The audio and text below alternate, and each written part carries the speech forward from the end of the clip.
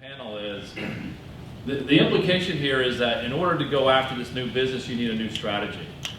And I would say I agree 100%. And so the issue is the old playbooks need to be set aside and new playbooks need to be engaged in. So with that, I'll just ask the panel to open it up and let's mix it up a little bit. What old playbooks need to go and which new playbooks need to replace them?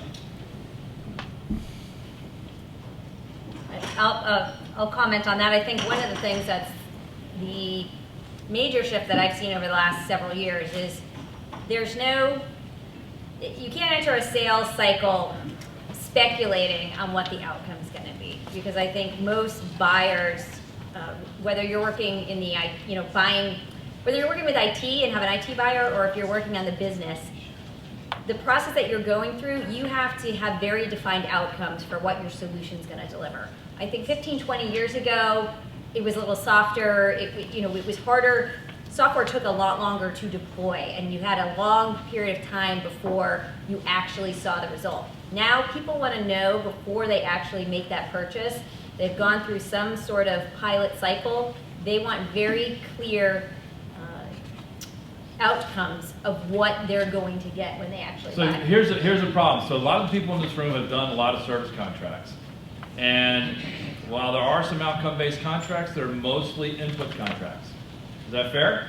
How many servers, how many resources, how many people, by the hour, what location, onshore, offshore? Those are all input metrics, right? Because in the outputs, so some of the challenges, Sandy, maybe you could talk a little bit about the challenge of defining your world in the form of outputs. Because people like to say, well, I need 5 people for 3 months. Well, I can give you 5 people for 3 months, but how much of it they're going to do? Very important point that you make. The problem is the buying pattern always have been on the body approach and not defining the business problem. It's always to address the task order. These are the tasks. So they never looked at saying that what this task achieve. So the technology people would always go in and do a task, and they would never care about its impact to the business. But this automation industry, now the AI, is basically defining it front to back. It's defining what's the objective that business wants to achieve and what's the problem business wants to achieve and solve. And that's why these contracts are very different than that. So if you can deploy 100 bodies and you don't address the business problem, the status quo. So Frank, people get the religion, now put it into practice. Yeah, well, yeah, I guess yes, right? So the way I see it is the majority of the people that you're selling to don't really understand this yet. So it's education-led. So therefore, it's a different type of sale right on the front end. So they don't get it, right? They either don't get it and know it, or they think they know and they really don't know that much. I don't know which one's more dangerous, maybe the second one. So really, education-led selling, I have found, is critical. A term that we've all known for many years, but is especially important here, is kind of consultative-led selling.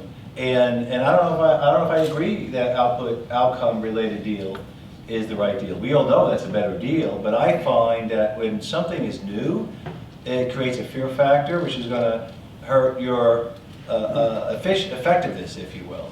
So the less you can do that's new, the more likely you are to get the sale. Meaning, how do they prefer to typically buy? Do as much as you can the way they like to do it. Don't expect to be able to talk them into doing 3 or 4 things that are new. That you're dead, you lost them at hello.